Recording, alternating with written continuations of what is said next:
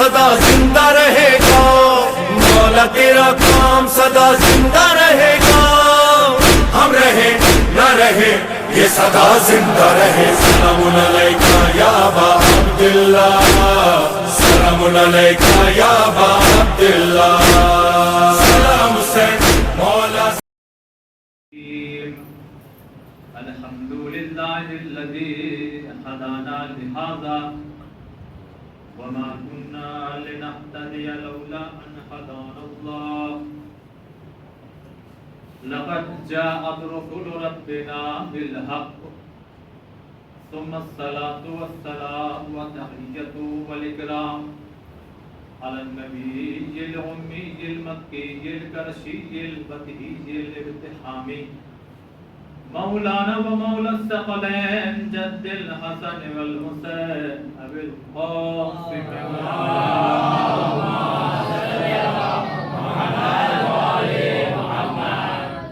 الطيبين الطاهرين المعصومين المظلومين المنتجبين المنتخبين. أما بعد فقد قال سبحانه وتعالى في كتابه المجيد وقوله الحق. بسم الله الرحمن الرحيم. قل لا أسألكم عليه أجرا إلا المودة في القربى. صلى الله عليه وسلم. حضرات مومنین، خداوند عالم کا لاکھوں اور کروڑوں احسان اور شکریہ کے ساتھ آج کی اس مجلس کا آغاز، اور یہ واقعی شکر کا مقام ہے ہمارے اور آپ کے لیے کہ ہم لوگ وہ کام کر رہے ہیں کہ جس کام کو کرنے کی وجہ سے رسول کی بطول کے دل کو سکون ملتا ہے۔ یہ بہت اہم جملہ تھا جو میں نے آپ کی خدمت میں پیش کیا، اس لیے کہ رسول فرماتے ہیں جس سے میری بیٹی راضی اس سے خدا راضی۔ اور اس دنیا میں خدا کی قسم میں کہہ رہا ہوں کہ غم حسین ہم ضرور مناتے ہیں، غم ہے یہ، مگر یہ فاطمہ کے دل کو سکون بخشتا ہے، اور جب شہزادی کے دل کو سکون ملتا ہے تو پھر اس انسان سے خدا راضی ہوتا ہے۔ لہذا اس ادا کو معمولی نہ سمجھیں، اور کروڑوں احسان ہے اس خدا کا کہ جس نے ہم کو اور آپ کو ایسی آغوش میں بھیجا کہ ہمیں اہل بیت مل گئے، ورنہ ہم بھی اسی وقت اسی دنوں میں باہر آپ چلے جائیے، مسلمان ضرور ہیں مگر کہیں چوراہے پہ کھڑے ہوں گے، کہیں گھر میں سیریل چل رہا ہوگا، کہیں فلمیں دیکھی جا رہی ہوں گی، کہیں گپ شپ چل رہے ہوں گے، لیکن خدا کا شکر ہے کہ ہم وہ کام کر رہے ہیں کہ جس کام پر رسول کی بھی نظر، بطول کی بھی نظر، خدا کی بھی نظر، حسین کی بھی نظر، ہر معصوم کی نظر ہے کہ کون کیا کر رہا ہے۔ صلوات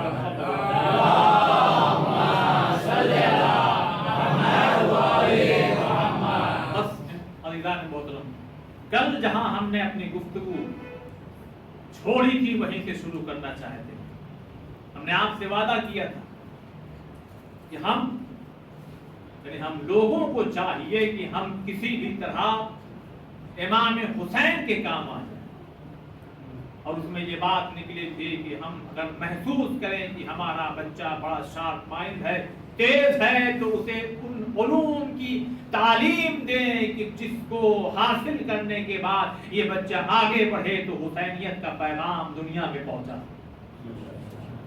اور یہ تربیت ہمیں جانتے کہاں سے ملی؟ آج کی گفتگو بڑی عظیم ہے آپ کی خدمت میں۔ ایک وقت کا امام ہے، اب یہیں سے جڑیے، ایک وقت کا امام ہے جو اپنے بڑے بھائی کے پاس آ کے کہہ رہا ہے، بھائی عقیل، کوئی ایک ایسا قبیلہ بتائیے کہ جہاں سے میں لڑکی بیاہ کر کے لاؤں، شادی کر کے لاؤں تو ایک بہادر بچہ پیدا ہو۔ یہ کون ہے؟ یہ وہ ہیں کہ جو منبر سے سلونی کا دعویٰ کر رہے ہیں، یہ وہ امام ہے کہ جو اس دنیا میں ظاہری ولادت سے پہلے جو گزر چکے ہیں ان حالات کو بتا دیتے ہیں۔ یہ وہ امام ہے کہ جب ان سے امتحان لیا جاتا ہے کہ میرے مٹھی میں کیا ہے تو وہ بند مٹھی میں چیز کو بتا دیتے ہیں۔ اور وہی امام اپنے بھائی سے کیا کہہ رہا ہے؟ بھائی عقیل، کوئی ایک ایسا قبیلہ بتائیے، ایسا خاندان بتائیے کہ جہاں سے میں شادی کر کے لڑکی لاؤں تو ایک بہادر بیٹا پیدا۔ اب یہاں نوجوانوں کا مجمع ہے، آپ جائیے اور گوگل پہ تلاش کیجئے کہ جارج جرداق کون تھا۔ جو لوگ جانتے ہیں وہ بہتر جانتے ہیں۔ یہ وہ کرسچن انسان کی جس نے نہج البلاغہ کو پڑھا کئی دفعہ پڑھا، بہت توجہ چاہتا ہوں، کئی دفعہ پڑھا، میں موضوع سے نہیں ہٹ رہا، کئی دفعہ پڑھا اور پڑھنے کے بعد اس نتیجے پر پہنچا کہ جب لوگوں نے پوچھا کہ آپ کس نتیجے پر پہنچے نہج البلاغہ کو پڑھنے کے بعد، تو فرماتے میں اس نتیجے پر پہنچا کہ یا تو دنیا کو علی نے بنایا ہے یا دنیا علی کے سامنے بنائی گئی ہے۔ خاص کر خطبہ اول، پہلا خطبہ آپ پڑھیے، زمین کیسے خلق ہوئی، آسمان کیسے بنا، یہ پہاڑ کیسے وجود میں آیا، یہ زمین پر دریا کیسے بہے، یہ سب نہج البلاغہ میں موجود ہے۔ اور بات آ گئی ہے تو سنیے، کس نے جمع کیا ان خطبات کو، ان مکتوبات کو، ان کلمات انتصار کو؟ 3 حصے ہیں نہج البلاغہ کے۔ پہلا خطبات ہے، خطبے کی جمع، دوسرے مکتوبات یعنی لیٹرز جو امام علی نے الگ الگ ملکوں میں الگ الگ جگہوں پہ بھیجے تھے، اور جو تیسرا حصہ ہے وہ کلمات انتصار، شارٹ سنٹینس، چھوٹے چھوٹے جو سنٹینس ہیں اس میں چھوٹی چھوٹی باتیں، بظاہر چھوٹے ہیں مگر اپنے آپ میں علم کا سمندر ہے، اپنے آپ میں علم کا سمندر۔ عزیزان محترم، اس کو جمع کرنے والے سید رضی رحمۃ اللہ علیہ۔ یہ سید رضی کون ہیں؟ یہ بہت بڑے عالم گزرے ہیں، اور ان کے ایک بھائی ہیں سید مرتضیٰ رحمۃ اللہ علیہ، جو عالم الہدیٰ کے نام سے مشہور ہے۔ اور ان دونوں بھائیوں کی قبر کہاں ہے؟ کاظمین میں، کاظمین بغداد۔ یہ دونوں بھائی ایسے ہیں کہ ان کی ماں کا نام ہے فاطمہ، ان کی ماں کا نام ہے فاطمہ۔ ان کی ماں کی یہ دونوں بچے جب اس قابل ہوئے کہ اب پڑھائی ہو ان کی، تو اب اسی بغداد میں ایک عالم دین جن کا نام شیخ مفید رحمت اللہ علیہ، ان کے خواب میں شہزادی فاطمہ زہرا سلام اللہ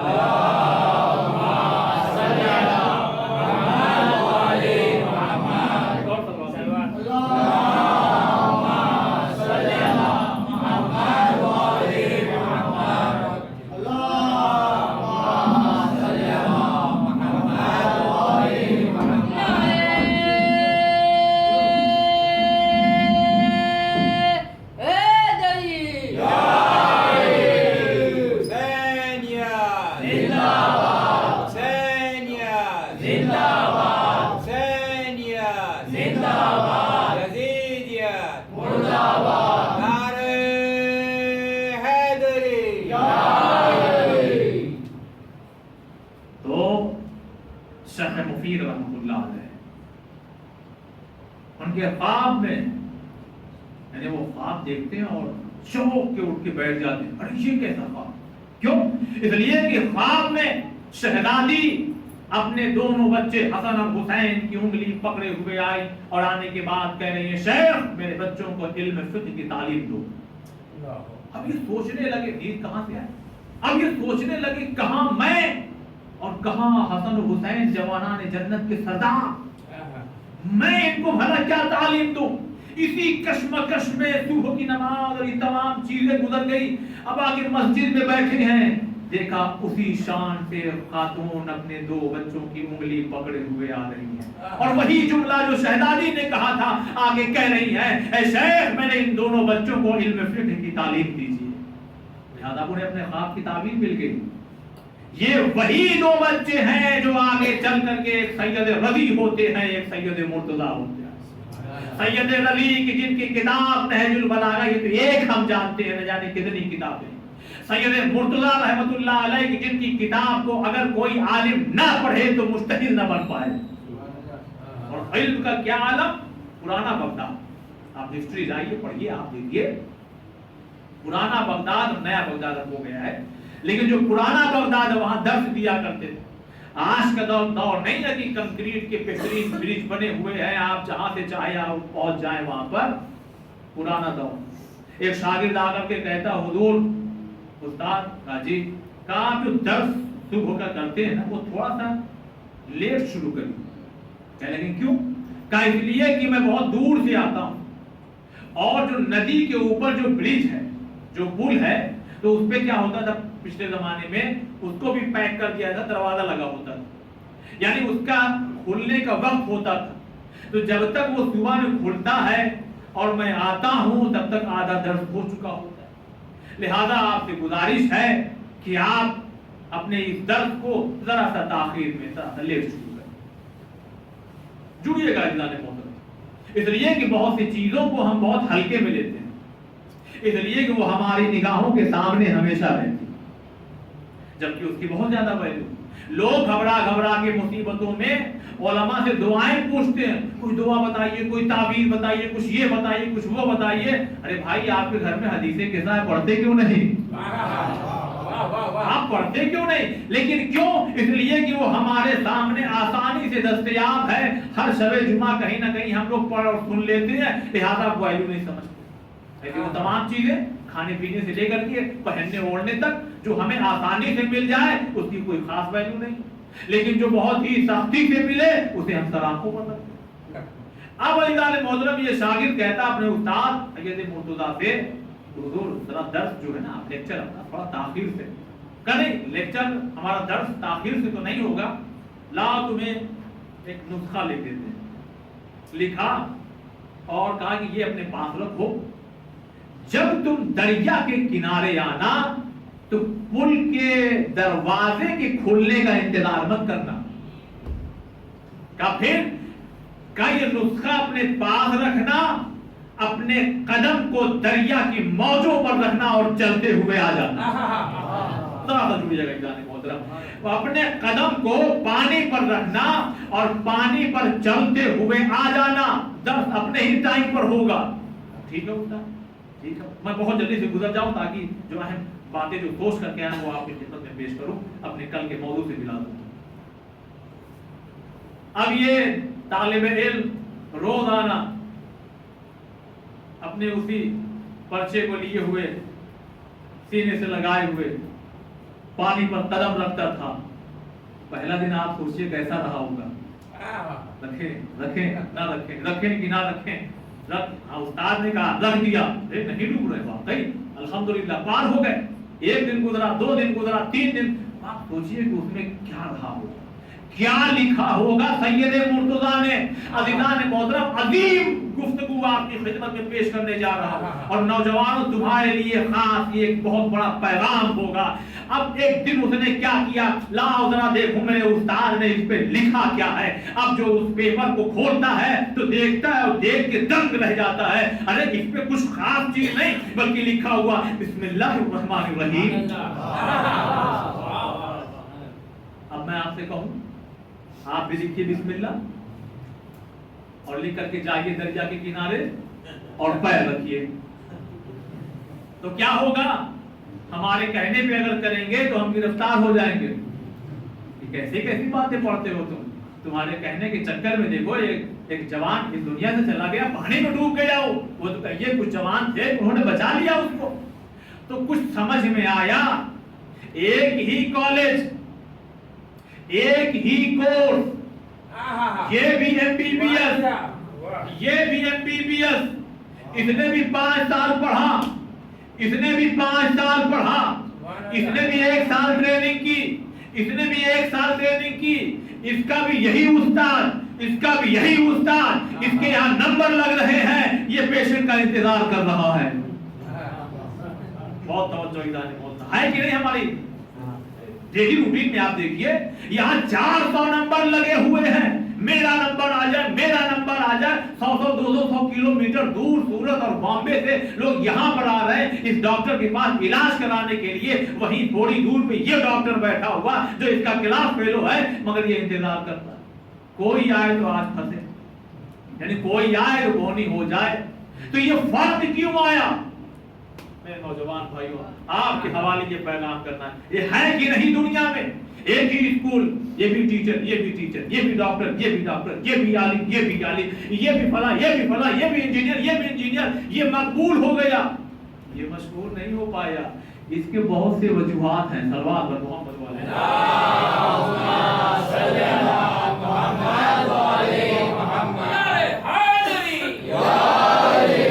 میں آپ کی خدمت میں ایک بات کہوں، لوگ اس چیز کو عیب سمجھتے ہیں، گناہ سمجھتے ہیں. ارے ایک باپ کے ہو تو ایسا کرو گے. ارے بھائی باپ ایک نہیں ہوتا، باپ 3 ہوتے ہیں. ارے 3؟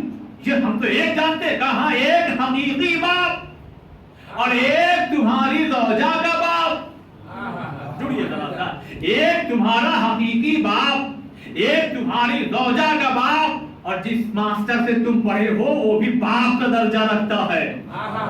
اور شریعت یہ کہتی ہے اگر ماں باپ کے ہوئے تو خدا کے ہوئے، اور اگر ماں باپ کے نہیں ہوئے تو پھر دنیا بھی برباد، آخرت بھی برباد.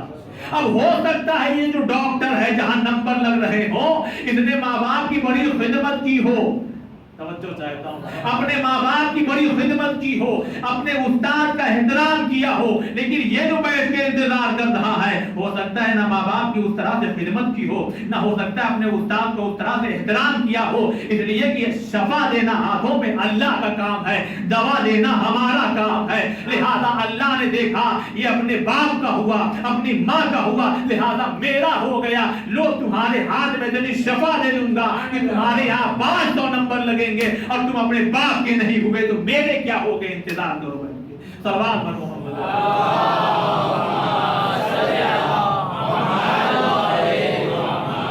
دیکھیے اب بسم اللہ نہیں آئے گا اثر. کیوں؟ اس لیے کہ اس کے لیے معیار چاہیے، سید مرتضیٰ جیسا علم چاہیے، وہ تہذیب چاہیے، وہ ادب چاہیے، باتیں چاہیے. لہذا انہوں نے کیا لکھا؟ بسم اللہ. یہ ہے سید مرتضیٰ رحمۃ اللہ. اور ان کے بھائی سید غزیر رحمۃ اللہ عظیم اور بغداد. میرے نوجوان بھائیوں اس سے کسی انتظار میں مت رہا کرو کہ کوئی مجلس پڑھے تو ہم کچھ سیکھیں گے. سیلف اسٹڈی کچھ نہ کچھ پڑھتے رہا کریے، ریسرچ کیا کریے. گوگل جیسی چیز ہے جو بری بھی ہے مگر اچھائیاں بھی ہے. 100 مسلم سائنٹسٹ، یہ بک اویلیبل ہے، انگلش میں ہے، پڑھیے جا کر کے دیکھیے اپنا مستقبل ہم لوگ کیا تھے اور کیا. ڈاکٹر ہمارے یہاں، انجینئر ہمارے یہاں، جتنے بھی فلسفی، جتنے بھی ہائی لیول کے جو بھی چیز تھے وہ سب ہمارے. اور مرکز کہاں تھا؟ بغداد. مرکز کیا تھا؟ بغداد. وہ ایک ہسٹری ہے جو کبھی اگر موقع ملا تو میں آپ کو سناؤں کہ چنگیز خان کے زمانے میں پھر کیا ہوا اور پھر کس طرح سے ہوا. لیکن ایک چیز کہہ کے میں گزر جاؤں اور پھر میں اپنے اس بات پر آ جاؤں. جب بغداد میں پہلی دفعہ ہاسپٹل کھلا تو ہاسپٹل کھلنے کے لیے پھر یہ میٹنگ بیٹھا لی گئی کہ کہاں کھولا جائے.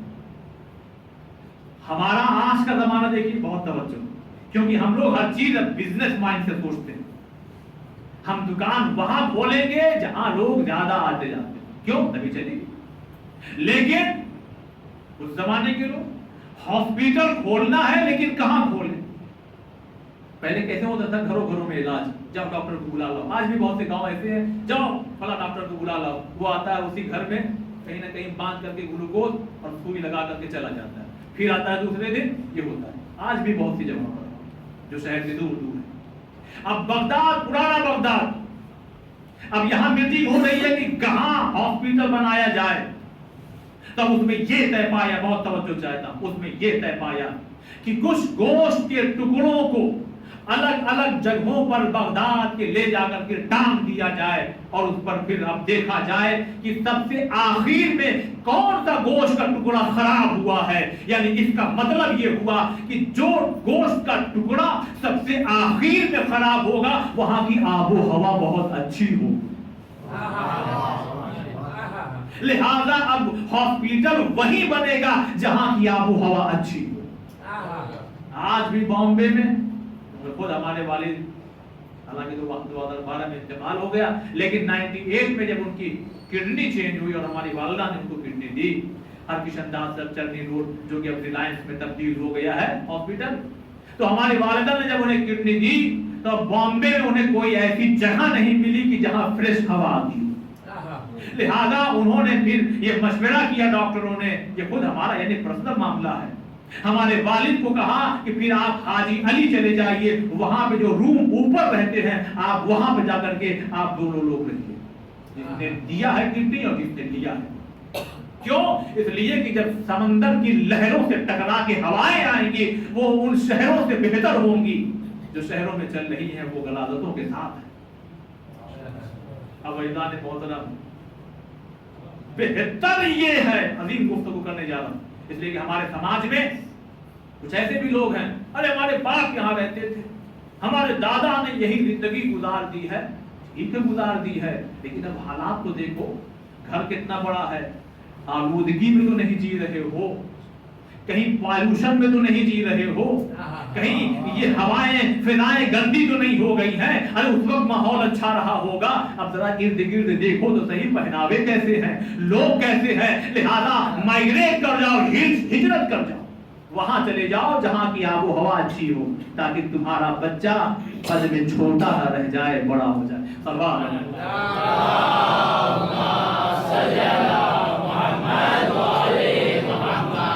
یہ سب عظیم موضوع ہے جس کو ہر چیز کو یہاں پہ نہیں چھیڑا جا سکتا. یہ تو بات سے بات نکلی.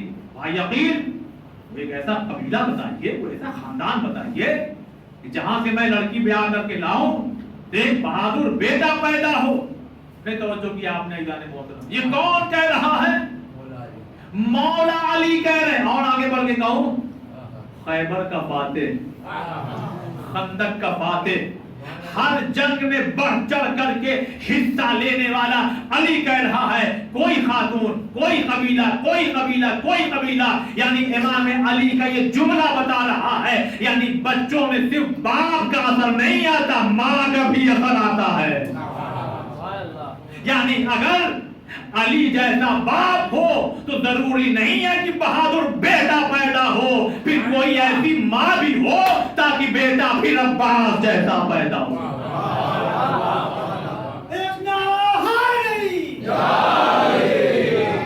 ضروری آپ خدا کی قسم سوچی تو صحیح، مولائے کائنات علی جیسا اگر باپ ہو تو ضرورت ہے ماں بھی ایسی ہو، تب بیٹا عباس پیدا ہو، تب شجاع اور جری. یوں تو علی کے ہر بیٹے میں شجاعت ہے لیکن جو کمال عباس میں ہے، حسن حسین علیہ السلام کی بات چھوڑنا، معصوم ہے وہ، لیکن ان کے علاوہ جتنے بھی ہیں، جناب محمد حنفیہ جنگ میں 16 حملہ کیا انہوں نے، اور جب حملہ ہوتا تھا تلواریں چلتی تھی تو جو درع وغیرہ پہنے ہوتے تھے جب آتے تھے جبل میں لڑ رہے تھے، جب واپس آتے تھے تو جب پانی ڈالا جاتا تھا تو دھواں نکلتا تھا، اور بڑھ چڑھ کے حملہ کرتے تھے. 16 حملہ کیا انہوں نے مگر ناقے تک نہیں پہنچ پائے. اتنے میں کیا دیکھا کہ کوئی ہوا کی طرح گزر گیا، کوئی ہوا کی طرح گزر گیا اور جا کر کے ناقے کو بے کیا اور واپس آ گیا. اب جو غور سے دیکھا تو کوئی اور نہیں، فاطمہ کے بیٹے حسن تھے. فاطمہ کے بیٹے حسن نے سر جھکایا، علی نے کاندھے پہ ہاتھ رکھ کے کہا محمد حنفیہ گھبراؤ نہیں، حسن نے ماں کی شیر کا اثر دکھایا ہے. اس کا مطلب یہ ہے کہ باپ کی طرف سے بھی اثر آتا ہے، ماں کی طرف سے بھی اثر آتا ہے. جملہ آپ کی خدمت میں نظر کروں، عزیزان محترم، بچوں کی پرورش میں ماؤں کا بڑا رول ہوتا ہے. اب ذرا سا ہمارے ساتھ بولیے گا. بچوں کی پرورش میں ماں کا بڑا رول ہوتا ہے, ماں کا بڑا کردار ہوتا ہے, ماں کی بڑی اہمیت ہوتی ہے. نہیں, جملہ میں نظر کرنے جا رہا ہوں, ضائع نہ کر دیجئے گا. ماں کا رول ہوتا ہے, ماں کا کردار ہوتا ہے. تاریخ کے حوالے سے جملہ پیش کروں, ماں اگر میسونہ ہو تو بیٹا یزید پیدا ہوتا ہے, ماں اگر فاطمہ ہو تو بیٹا حسین پیدا ہوتا ہے.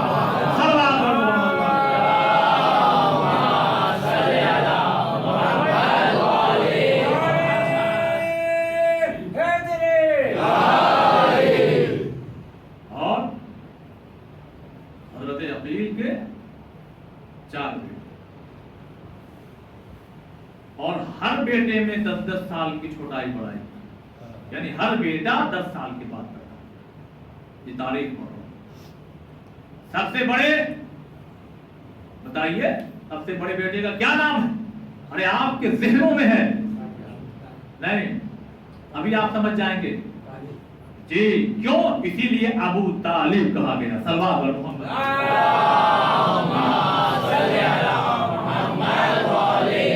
بڑے بیٹے سے باپ کو جوڑا جاتا ہے. طالب, عقیل, جعفر, علی. طالب, عقیل, جعفر, علی. کتنے بڑے ہیں یہ؟ حضرت عقیل مولا کائنات سے 20 سال 20 سال بڑا بھائی مانند باپ کے ہوتا ہے. اب مولا کائنات آ رہے ہیں اور آگے کہہ رہے ہیں کہ بھائی عقیل کوئی ایک ایسا قبیلہ ہوتا ہے. یہاں رک کر کے جملہ میں کہنا چاہتا ہوں, ابھی وہ تاریخ گزری, ہو سکتا ہے آپ نے سنا ہو, لیکن ذرا اس نظریے سے سن لیجیے. خدا نے کہا ہے محمد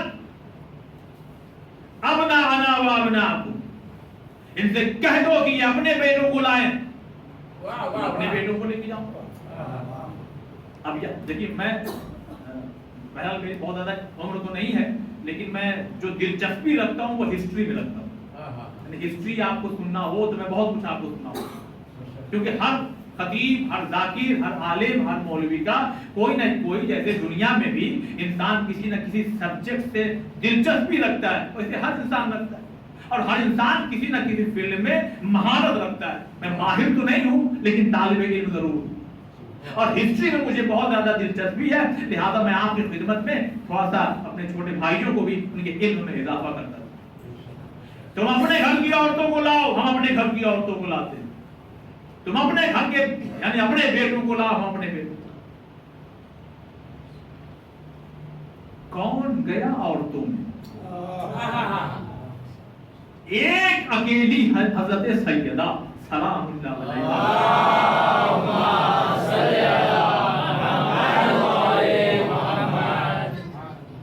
یہ جو سوال ہے نا بھائی عقیل, یہ آج نہیں کمپلیٹ ہو پائے گا.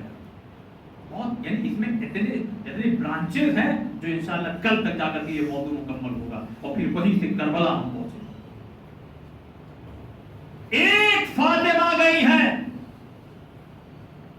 جبکہ قرآن کہہ رہا ہے عورتوں کو لے کر کے آؤ. پیغمبر عورتوں کو لے جائیے, یعنی کوئی ہو تو فاطمہ جیسا, کوئی ہو تو فاطمہ. اب یہ جو مسلمان کہتے ہیں فاطمہ کی 3 بہنیں اور تھیں, 3 بہنیں اور تھیں, 3 بہنیں اور تھیں, تو اگر 3 ہوتی تو مصطفیٰ لے کے جاتے ساتھ میں. میں آپ کو ایک اندر کی بات بتاؤں, مسلمانوں نے تاریخ لکھنے میں بہت ہی بے ایمانی کی ہے, انصاف سے کام نہیں لیا ہے. جب انہوں نے دیکھا کہ کسی خاتون کو خدیجہ کے برابر نہ لا سکے تو کہہ دیا 40 سال کی تھی. جب کسی شخصیت کو حضرت ابو طالب علی کے برابر نہ لا سکے تو کہہ دیا ان کے والد ابو طالب نے کلمہ نہیں پڑھا تھا. اور جب کسی خاتون کو فاطمہ کے برابر نہ لا سکے تو کہہ دیا کہ یہ فاطمہ اکلوتی نہیں تھی, 3 بہنیں اور تھیں. لیکن میں ان کو جواب دیتا ہوں عزیزان محترم, ارے 3 کیا 300 بہنیں بھی اگر فاطمہ کی ہوتی تو فاطمہ ہوتی, جیسے علی 4 بھائیوں کے ہوتے ہوئے علی ہیں.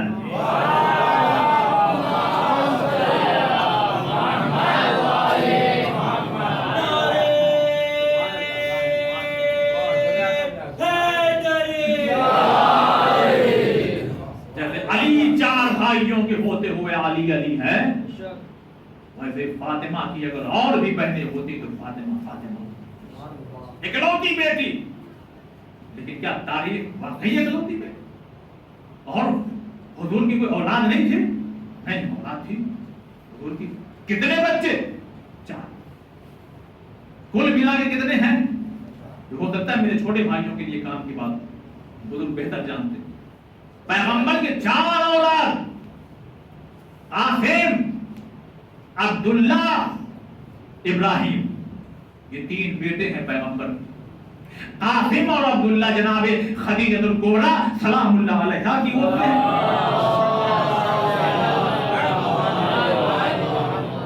جو کہ مدینہ ہجرت پہلے ہی انتقال کر گئے، یعنی مکے میں ہی انتقال کر گئے۔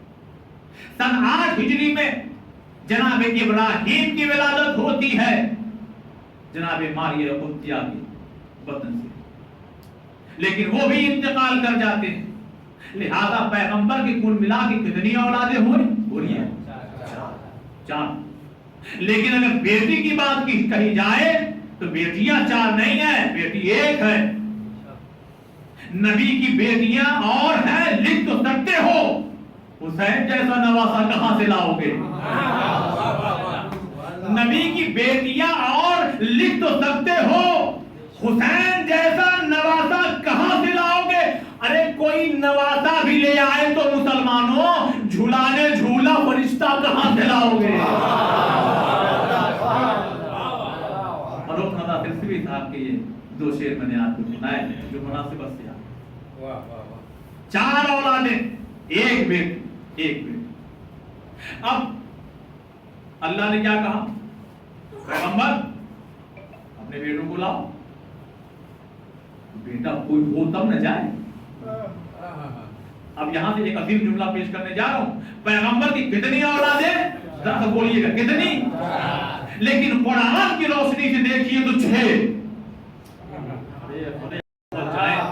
اس لیے کہ اب مباہلے کے میدان میں 2 بیٹے پیغمبر کے اور جا رہے ہیں، ایک کا نام حسن ہے، ایک کا نام حسین ہے، لہذا 6 ہو گئے۔ قرآن کی روشنی، قرآن کی نگاہ سے آپ دیکھیں 6۔ لیکن شاید پہنچیے گا ایک محترم، شاید یہی وہ موقع، یا خطابت کے انداز میں کہہ رہا ہوں، شاید یہی وہ موقع رہا ہوگا کہ جب مباہلے کے میدان میں پیغمبر حسن اور حسین کو اپنا بیٹا بنا کے لے جا رہے ہوں گے تو علی نے بھی ہاتھ کو اٹھا کے کہا ہوگا، اے پروردگار حسن اور حسین محمد کے وارث، اے پروردگار حسن اور حسین محمد کے وارث، حسن اور حسین محمد کے وارث، اے پروردگار اب مجھے میرا وارث دے، اب مجھے میرا وارث دے۔ اب میں اس سے بڑا جملہ میں 10-12 حدیثیں پڑھوں جو میرے پاس نہیں ہیں۔ عزیزان محترم، اب بات کیا ہے؟ یہ علی کی دعا جانے، اللہ کی عطا جانے۔ نہ مانگنے والے کے خلوص میں کوئی کمی تھی، نہ دینے والے کی عطا میں کوئی کمی تھی۔ سلام پر محمد،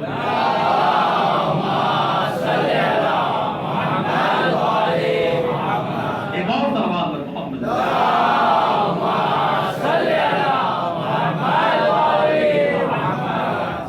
سکینہ کی آس ہے،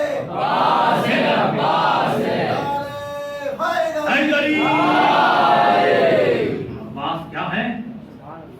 جائیے بستر پہ، اپنے گھروں میں جائیے، پھر سوچئے گا بات کیا ہے؟ جس نے خدا سے کچھ نہ مانگا ہو وہ علی ہاتھ کو اٹھا کے کہہ رہا، لیکن ابھی بہت جلدی سے گزر جاؤ تاکہ اس سوال پہ آؤ جس کا جواب میں آپ تک پہنچاؤں۔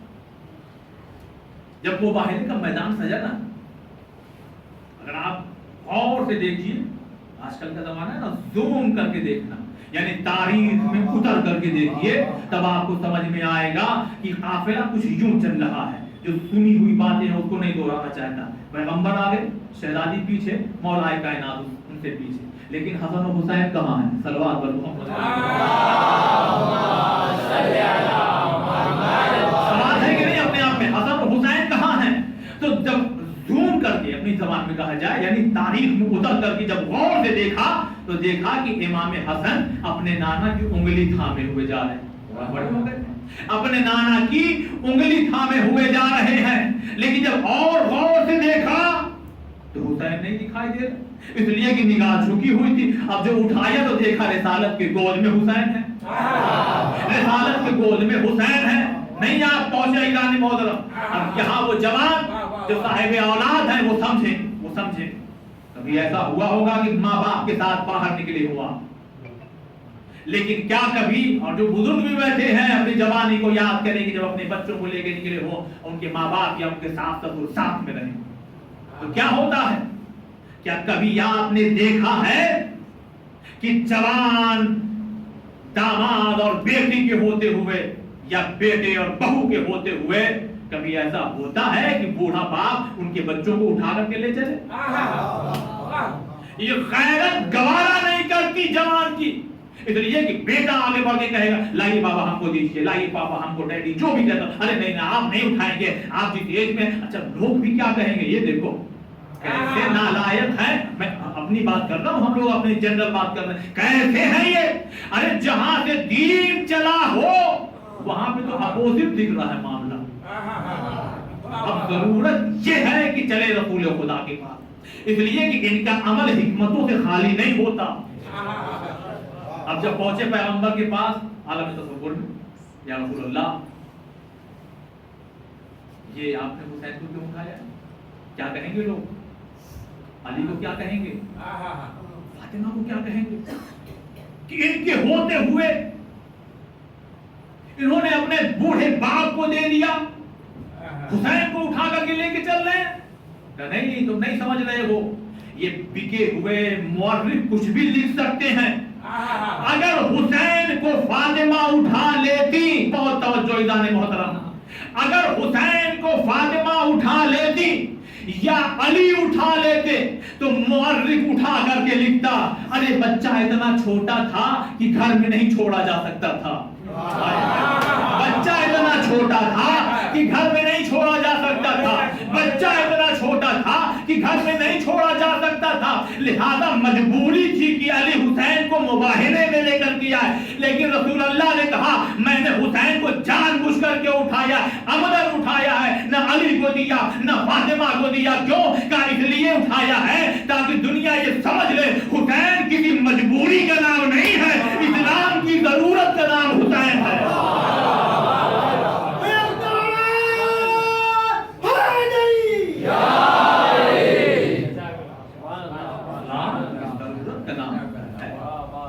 مجبوری کا نام ہوتا ہے نہیں. اپنے بیٹوں کو لاؤ، اپنے بیٹوں تو بیٹے تو پیغمبر کے ہو گئے نا. اب اسی سوال پہ آئیے بھائی یقین سوال پر محمد والے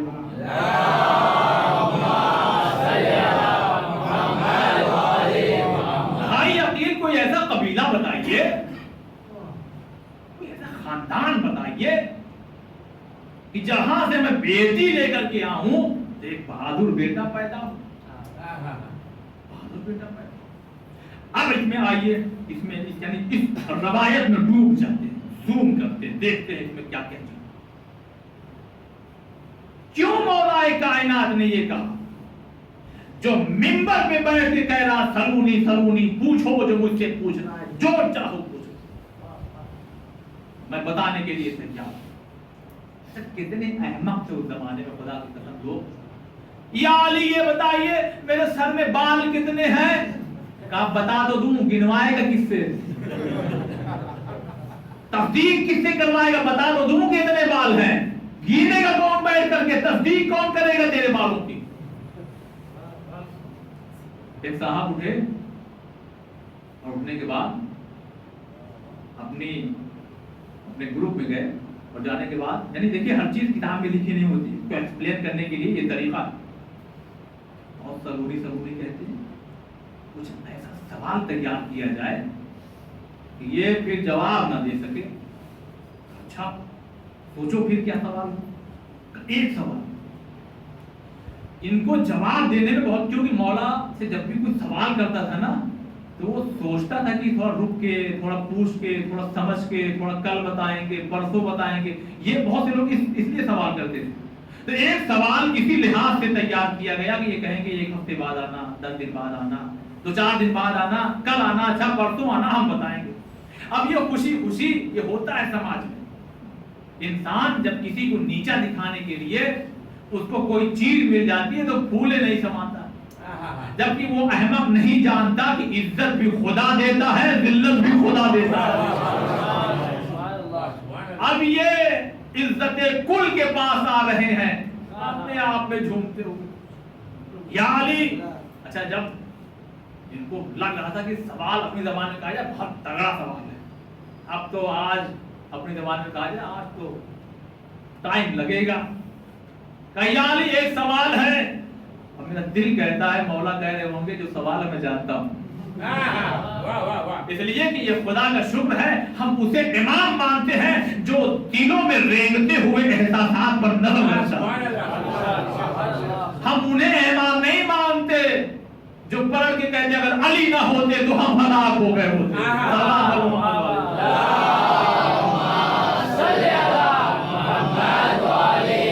انہیں امام مانتے, ہم انہیں امام مانتے ہیں جو جناتوں پہ بھی کنٹرول رکھتے ہیں, جو جانوروں کی لینگویج کو بھی جانتے ہیں, جو انسانوں کی بھی زبان کو جانتے ہیں, جو مدینے میں رہ کر کے ہند کی زبان کو بھی جانتا ہو, روس کی زبان کو بھی جانتا ہو, افریقہ کی زبان کو بھی جانتا ہو, دنیا کی ہر زبان کو جانتا ہو. اگر کوئی ان کا چاہنے والا یہ کہہ دے کہ مجھے زبان چاہیے تو اپنے لعاب دہن کی اگر اس کے دہن میں لگا دے تو 70 زبانوں کا مالک ہو جائے. ہم ان کو امام مانتے ہیں اور اسی امام کے پاس آگے کہہ رہے ہیں یا علی ایک سوال ہے. کہا پوچھو پوچھو.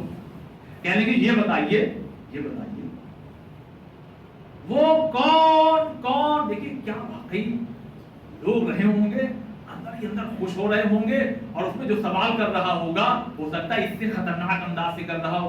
یہ بتائیے کہ وہ کون سے جانور ہیں جن کے کان باہر ہوتے ہیں, اور وہ کون سے جانور ہیں جن کے کان اندر ہوتے ہیں. معذرت وہ ہاں یہ پوچھنے لگے یہ بتائیے کون سے جانور بچہ دیتے ہیں اور کون سے جانور انڈا دیتے ہیں. اب یہ سوچ کے آئے تھے مولا کہیں گے ایک ہفتے بعد آنا, اب وہ رجسٹر تیار ہوگا چمڑے کا, اب اس پہ لکھا جائے گا بکری بچہ دیتی ہے, کوا انڈا دیتا ہے, گائے بچہ دیتی ہے, فلاں انڈا.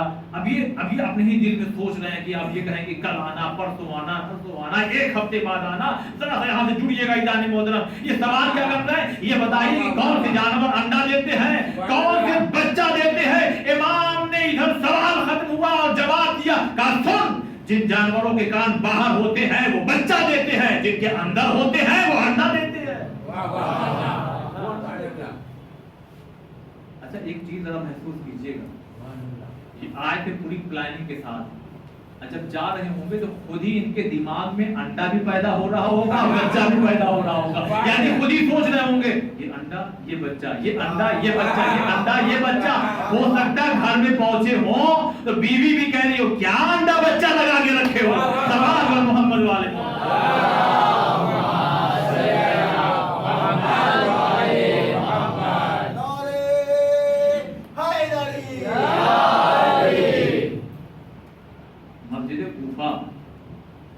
کیونکہ میں جان بوجھ کر کے اب اس کو یہاں پر یہ ایک چیز ایڈ کر رہا ہوں, کیونکہ یہ جو ہے نا سوال, اس کا جواب کم سے کم ابھی 40-45 منٹ چاہیے, اور اب اتنا وقت نہیں رہا کہ اس کو میں یعنی مکمل کر سکوں. لہٰذا یہ گفتگو جو یہیں سے کل شروع ہوگی کہ کوئی ایک ایسا قبیلہ بتائے, کیوں اس میں اپنے آپ میں بہت سے پیغامات ہیں, افر ہے. مسجد کوفہ میں ایک شخص کھڑا ہوا, یا علی ابو کا فتنہ, سنا آپ کے بابا, اب جو لکھا ہے اس کو بتانا پڑے گا, سنا آپ کے بابا جنت میں نہیں جائیں گے. حالانکہ جملہ ہے کہ سنا آپ کے بابا کو جنت میں جائیں گے, اپنی زبان سے ہم کیسے کہیں, اس لیے کہ ہم تو چاہنے والے ہیں, ہم امام کے شایان شان جملہ کہتے. سنا آپ کے بابا جنت میں نہیں جائیں گے, وہ یہ نہیں کہہ رہا ہے, وہ کچھ اور کہہ رہا ہے. اب آپ پہنچیے گا ہر سماج میں ہر جگہ کچھ ایسے ہوتے ہیں جن کے سوالوں کا جواب نہیں دیا جاتا, سب کو نہیں دیا جاتا. اچھا جب جواب نہ ملے تب آپس میں کہانی یعنی شروع ہو جاتی ہے, آج لگ رہا جواب معلوم نہیں ہے. آج کچھ تو مسئلہ ہے، تب تک دوسرے صاحب کھڑے ہوئے. یا علی بتائیے جو پوچھ رہے ہو. سنا آپ کے بابا کا، تم بھی بیٹھو. آپ ایک صاحب آگے سے کھڑے ہو گئے، کہنے لگے یا علی بتا دیجئے کہ آپ کے بابا کہاں جائیں گے، جنت میں یا؟ مولا نے کہا ہم یہی تو انتظار کر رہے ہیں، تم پوچھو تو بتائیں، تم پوچھو تو ہم بتائیں. کہ ہاں بتائیے. کہا اچھا یہ پیغمبر سے حدیث تم نے سنا ہے؟ کہا کیا؟ کہ میں ہی جنت اور جہنم کا بانٹنے والا ہوں. اب وہ جو کھڑا ہوا تھا نا، اس نے اور تمام صحابہ نے جنہوں نے رسول کا زمانہ دیکھا تھا، جنہوں نے یہ سنا تھا مولا کائنات کے لیے رسول خدا سے، اے علی آپ ہی جنت اور جہنم کے بانٹنے والے ہیں. امام نے آنکھوں میں آنکھیں ڈال کر کے کہا کیا تم نے رسول خدا سے یہ حدیث نہیں سنی کہ میں ہی جنت اور جہنم کا بانٹنے والا ہوں؟ بس ایک مرتبہ وہ کہتا ہاں ہاں ہم نے سنا ہے، رسول نے کہا ہے یا علی آپ ہی جنت اور جہنم کے بانٹنے والے، آپ ہی جنت اور جہنم کے بانٹنے والے، آپ ہی جنت اور جہنم کے بانٹنے والے. بس ایک مرتبہ مولا کائنات نے ایک جملہ آنکھوں میں آگے ڈال کر کے کہا تو پھر میرے باپ کی پرواہ مت کر، اپنے باپ کی کر. جب میں ہی جنت اور جہنم کا بانٹنے والا ہوں تو پھر میرے باپ کی پرواہ کر. اپنے باپ کی کیوں نہیں پرواہ کرتے؟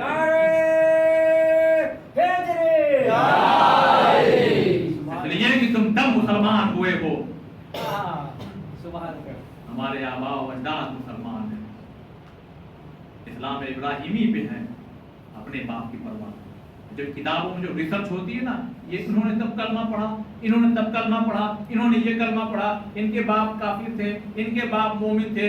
یہ گھوم پھر کر کے یہ ساری جو ریسرچ ہے نا، وہ مولا کائنات کے والد پہ تمام ہو جاتی ہے. یہی تو میں دنیا والوں سے کہہ رہا ہوں، اگر تمہیں ریسرچ کرنے کا اتنا ہی شوق ہے کہ کون کافر تھا کون مسلمان تھا، تو ساری ریسرچ یہی کیوں ختم ہوتی ہے؟ ان سے بھی پوچھو نا کہ ان کا باپ کیسا تھا، ان سے بھی پوچھو نا کہ ان کا باپ کیسا تھا، ان سے بھی پوچھو نا ان کا باپ کیسا تھا. یعنی جب تمہاری ریسرچ یہیں پہ آگے ختم ہو جاتی ہے تو پھر ہم جیسوں کو کہنا پڑتا ہے. ایسا لگتا ہے جیسے خالی علی کے باپ تھے اور کسی کا باپ ہی نہیں تھا.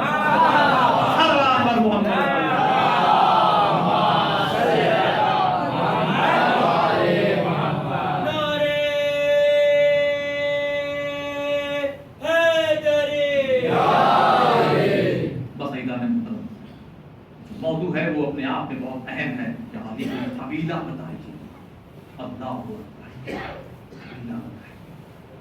آج چونکہ جب ایام عزا آتا ہے ہماری کوشش یہ ہوتی ہے کہ مسائل میں کوئی کمی نہ کی جائے. لہٰذا یہ 45-48 منٹ کی جو گفتگو ہو چکی ہے، اب 10-12-15 منٹ آپ مسائل سنیے. اس لیے کہ ایک شاعر گزرے ہیں تو میں آپ نے سنا ہوگا،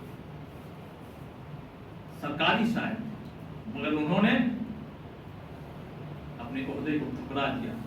نہیں مرثیہ کہیں گے تو حسین. جب چاند نمودار ہو جاتا تو ایک مرتبہ صبح کی نماز پڑھنے کے بعد مدینے میں داخل ہو جاتا، اور مدینے میں داخل ہونے کے بعد کمیر یہاں سے گزرتے تو حسین کا مرثیہ پڑھتے ہوئے، وہاں سے گزرتے تو حسین کا مرثیہ پڑھتے ہوئے. عزادار مظلوم کربلا چوتھے امام کا دور ہے، یہ کمیر چوتھے امام کے دور کے ہیں.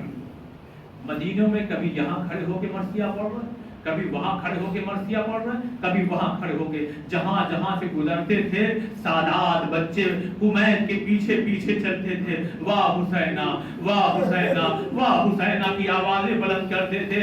اب جو لوگ اربعین میں جا چکے اس منظر کو بہتر سمجھیں گے. اربعین میں آپ نے دیکھا ہوگا کبھی کبھی چھوٹے چھوٹے بچے آگے دامن کو تھام لیتے ہیں اور اپنی زبان میں کہتے ہیں ذرا میرا گھر اندر ہے، تھوڑا دور ہے، چلنا پڑے گا، خدا کے واسطے ذرا حسین کے ظاہر ہونا، چلو ہمارے ساتھ چلو، ہمارے گھر میں چلو، ہم تمہارے پیروں کو گرم پانیوں سے دھلائیں گے، ہمارے یہاں بھی کھانا بنا ہوا ہے، حسین کے نام پہ کچھ کھانے کے لیے چلو، حسین کے نام پہ کچھ پانی پینے کے لیے چلو. اے عزاداروں جب کمیل مدینے کی گلیوں میں مرثیہ پڑھ رہے تھے نا تو یہی سادات کے بنی ہاشم کے چھوٹے چھوٹے بچے کمیل کے پیچھے پیچھے جیسے ہی مرثیہ تمام ہوتا دامن کو تھام لیتے. کمیل کا کیا ہوا؟ کہا چلو کچھ کھا لو, چلو کچھ پانی پی لو, چلو کچھ کھا لو. بس کمیل لارو قطار رو کر کے ایک جملہ کہتے اے میرے بچوں تم ہی بتاؤ میں کیسے کھا لوں, تم ہی بتاؤ میں کیسے پی لوں. ارے جب تک کہ میں مرثیہ حسین کے بیٹے سجاد کو نہ سنا لوں لہذا میں کیسے کھانا کھا لوں. بس ایک مرتبہ مدینے کی گلیوں سے ہوتے ہوئے اب کمیل آ گئے محلے بنی ہاشم میں. جب محلے بنی ہاشم میں آپ محفوظ کیجئے خدا کی قسم, جب محلے بنی ہاشم میں آئے ہوں گے تو بنی ہاشم کے گھر کی عورتوں کا کیا حال رہا ہوگا, ان کے گھر کے مردوں کا کیا حال رہا ہوگا. اب چھوٹے چھوٹے اور بچے نکل کے آ گئے کمیل کا دامن تھامے ہوئے, چلو میرے مولا کے پاس چلو, چلو میرے مولا کے پاس چلو. تو ایک مرتبہ امام سجاد کی خدمت میں آئے, آؤ کمیل ہم تمہارا انتظار کر رہے تھے, آؤ آؤ میرے بابا کا مرثیہ. کا مولا صبح سے لے کر کے عصر کا وقت بھی گزر چکا, میں آپ کے بابا کا مرثیہ پڑھ رہا ہوں. اے میرے مولا اب میں آپ کی خدمت میں آیا ہوں تاکہ آپ کے بابا کا مرثیہ سناؤ. پر ایک مرتبہ جھکے ہوئے سر کو امام نے اٹھایا, اٹھانے کے بعد کہا کمیل ارے تم سمجھتے ہو کہ تم یہاں مرثیہ سناؤ گے؟ ارے تم جہاں جہاں سے گزر رہے تھے یہ سجاد پیچھے پیچھے اپنے بابا کی نوحہ سن رہا تھا. جزاکم اللہ. اے کمیل تم جہاں جہاں سے گزر رہے تھے یہ سید سجاد وہاں سے گزر رہا تھا. 8ویں امام کے ایک صحابی ہیں, جب امام کی خدمت میں آئے ہیں نا اور آنے کے بعد فرماتے ہیں امام نے دیکھا اور دیکھنے کے بعد کہا کہ تم نے اپنے گھر میں میرے جد کی مجلس رکھی اور ہم کو نہیں بلایا, ہم کو نہیں بلایا تم نے. بس ایک پتہ اس نے تڑپ کے ایک جملہ کہا مولا جان بوجھ کے نہیں بلایا. کہا کیوں؟ کہا اس لیے کہ جب مصائب ہوتا ہے نا تو آپ ایسے تڑپنے لگتے ہیں جیسے کوئی مچھلی تڑپتی ہے, جیسے کوئی مچھلی تڑپتی ہے. میرے مولا ہم لوگوں کو یہ منظر دیکھا نہیں جاتا لہذا بہت معافی چاہتے ہیں, ہم نے آپ کو نہیں بلایا. بس امام نے سر کو اٹھایا, کہا کیا سمجھتے ہو تمہارے گھر میں مجلس ہوئی ہو اور میں نہ آیا ہوں؟ کہا مولا کیا آپ آئے تھے؟ کہا ہاں میں آیا تھا. کہا مولا کہیں نظر تو نہیں آئے؟ کہا میں وہاں تھا جہاں عزادار اپنی جوتیاں اتار کے چلے گئے تھے, بس ہاتھوں کو چھوڑ کے. کہا مولا تو پھر اندر کیوں نہیں آئے؟ کہا وہی وجہ ہے جو تم سوچتے ہو. کہا مولا نہیں سمجھ میں آیا. کہا جیسے تمہیں میرا تڑپنا دکھائی نہیں دیتا ویسے ہی مجھے حسین کی ماں زہرا کا تڑپنا نہیں دکھائی دیتا. جزاکم اللہ جزاکم اللہ. عزاداروں ایک مرتبہ کمیل نے مرثیہ پڑھا, جب مرثیہ پڑھا تو ایک مرتبہ خاموش ہوئے. مولا نے کہا کمیل کیوں خاموش ہو گئے؟ کہا مولا پردے کے پیچھے سے خواتین کے رونے کی آواز آ رہی ہے. تو ایک مرتبہ امام دارو قطار رونے لگے. اے کمیل مرثیہ پڑھو, ارے کربلا میں چادریں چھینی جا چکی ہیں. اے کمیل مرثیہ پڑھو. بس کمیل جب مرثیہ پڑھ چکے بس ایک مرتبہ چھوٹے چھوٹے ننھے کمسن بچے ایک مرتبہ پردے کو ہٹا کر کے باہر آتے ہیں. ایک گٹھری لا کر کے کمیل کو دیتے ہیں. امام کہتے ہیں کمیل یہ لو نذرانہ لے لو, یہ تحفہ قبول کر لو. کہا مولا میں کسی تحفے کے لیے مرثیہ نہیں پڑھ رہا تھا. اے میرے مولا میں کسی تحفے کے لیے مرثیہ نہیں پڑھ رہا تھا. کہا نہیں کمیل لے لو, ہم جو دے رہے ہیں اسے انکار نہیں کیا جاتا. بس کمیل نے محسوس کیا یہ کیا ہے, تو ایک مرتبہ کھولا اور اپنے ہاتھ کو جلدی سے ہٹا لیا, ہاتھوں کو جوڑ کے کہا مولا سیدانیوں کے ریوا میں کیسے ہاتھ لگاؤں؟ سجاد نے کہا ارے سیدانیوں کا سہاگ کربلا میں اجڑ گیا. جزاکم اللہ جزاکم اللہ. ابھی تو ہم نے مسائل شروع کیا. عزاداروں کمیل لے لو جو امام دے اسے واپس نہیں کیا جاتا. اچھا مولا ٹھیک ہے لے لو, ہم تمہاری سفارش آخرت میں بھی کرائیں گے. لے جاؤ کمیل یہ سارے زیورات لے جاؤ, اب سیدانیوں کے کام کے نہیں ہے. عزاداروں آج محرم کی پہلی تاریخ ہے. محرم کی دل چاہتا ہے کہ آپ کو مختصر سے اس وقت میں مدینے کی اس رخصتی کا منظر پیش کر دوں کہ جو بڑا دل سوز ہے کہ جب یہ قافلہ نکلنا چاہتا ہے نا تو ایک مرتبہ حسین نے چاروں طرف دیکھا اور دیکھنے کے بعد ایک مرتبہ آہستہ آہستہ لوگوں سے ہٹ کر کے کہیں آگے بڑھنے لگے. اب جو غور سے دیکھا تو روضہ رسول کے پاس گئے اور وہاں سے اٹھے تو ایک مرتبہ جب اٹھے تو ہمت تھی لیکن جب چلے تو لڑکھڑاتے رہے ہیں. بس راوی نے لکھا ہے, بس سمیت ایک جملہ کہہ رہا ہوں, راوی نے لکھا حسین جب ماں کی لحد پہ پہنچے ہیں نا ایسے جا رہے تھے جیسے کوئی چھوٹا بچہ اپنی ماں کی آغوش کی طرف جا رہا تھا. بس ایک مرتبہ ماں کی لحد سے لپٹ گئے. اماں اب حسین بھی جا رہا ہے, آپ کی قبر پہ چراغ کو کون روشن کرے گا. بس ایک مرتبہ آواز آئی حسین ارے تم چلو, تمہارے پیچھے پیچھے میں آؤں گی. لیجئے اجرکم اللہ, ساری منزلوں کو چھوڑتا ہوا عزاداروں ایک مرتبہ یہ قافلہ چلنے کے لیے تیار ہو گیا. بس یہ قافلہ جیسے ہی چلنے کے لیے تیار ہوا ایک ضعیفہ اپنے آپ کو برقعے میں لپیٹی ہوئی بس جلدی جلدی آگے بڑھی. آواز دیا حسین حسین حسین. بس پلٹ کے دیکھا بس ایک مرتبہ حسین دوڑے ہوئے آئے. اما ام البنین کیا بات ہے, اب کیا ہوا, آپ نے تو رخصت کر دیا تھا. کہا حسین ایک گزارش ہے. کہا کیا گزارش ہے اماں, جلدی بیان کیجئے. کہا حسین کیا آپ کی اجازت ہے میں تھوڑی دیر کے لیے عباس سے کچھ گفتگو کر لوں. کہا اماں آپ کا بیٹا عباس ہے, اے اماں آپ کا بیٹا عباس ہے. بس ایک مرتبہ عباس کو اشارے سے بلایا. عباس جاؤ دیکھو ماں کیا کہتی ہے. بس ایک مرتبہ عباس کا ہاتھ پکڑا. ہاتھ پکڑنے کے بعد ایک مرتبہ روضہ رسول پہ آئیں اور قبر رسول پہ آ کر کے بیٹھ گئی اور بیٹھنے کے بعد کہتی عباس, اے عباس. کا جی اماں. کہے اپنا ہاتھ ذرا لاؤ, اپنے داہنے ہاتھ کو قبر رسول پہ رکھو. عباس نے کلیجہ پھٹ جائے گا مصائب کا.